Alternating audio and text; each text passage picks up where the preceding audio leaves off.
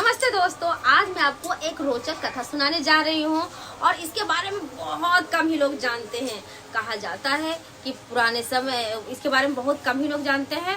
और इस वीडियो के अंत में ही मैं एक सवाल पूछूंगी, इसमें एक सवाल छुपा होगा। कहा जाता है कि अयोध्या में बहुत समय पहले राजा यज का राज्य था और उसकी रानी का नाम था रानी इंदुमती, और उन दोनों के घर में एक दिव्य बच्चे का जन्म हुआ जिसका नाम दशरथ रखा गया। और कहा जाता है कि उनका नाम दशरथ यूं नहीं पड़ा। राजा दशरथ बचपन से ही बड़े पराक्रमी थे और बड़े होकर वे 10 दिशाओं में एक साथ ही अपने रथ को चलाने और युद्ध करने की अद्भुत क्षमता उनके पास थी। युद्ध करने की एक अद्भुत क्षमता थी और इसीलिए नाम उनका दशरथ पड़ा।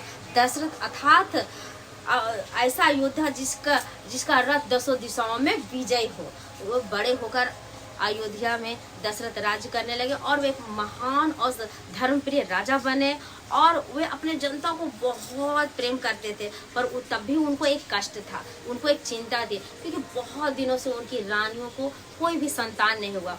इसी कारण महर्षि वशिष्ठ ने उनको एक यज्ञ करने की सलाह दी, पुत्र कामेष्ठी यज्ञ। और इस यज्ञ से अग्नि देव ने उन्हें एक दिव्य खीर की प्रदान किया और उस दिव्य खीर को राजा ने तीनों रानियां कैकेयी, कौशल्या और सुमित्रा को दिया। और इसी दिव्य खीर की प्रभाव से भगवान विष्णु ने 4 पुत्रों के रूप में अवतार लिया, श्री राम, लक्ष्मण, भरत और शत्रुघ्न के रूप में।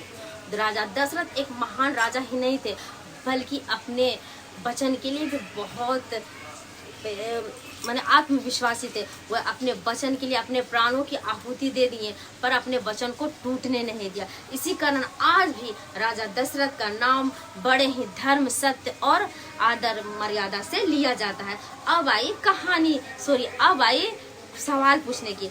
तो दोस्तों बताइए कि राजा दशरथ के पिता का नाम क्या था? एक दिलीप, दूसरा रघु, तीसरा यज और चौथा भागीरथ। अगर आपको जवाब पता हो तो कमेंट बॉक्स में जरूर लिखिएगा। और हाँ दोस्तों, ऐसे ही छोटे छोटे ऐतिहासिक कहानियों को अगर सुनना हो तो मेरे चैनल को सब्सक्राइब कर लें, वीडियो को लाइक करें और अपने दोस्तों में शेयर करिए। तब तक के लिए राधे राधे।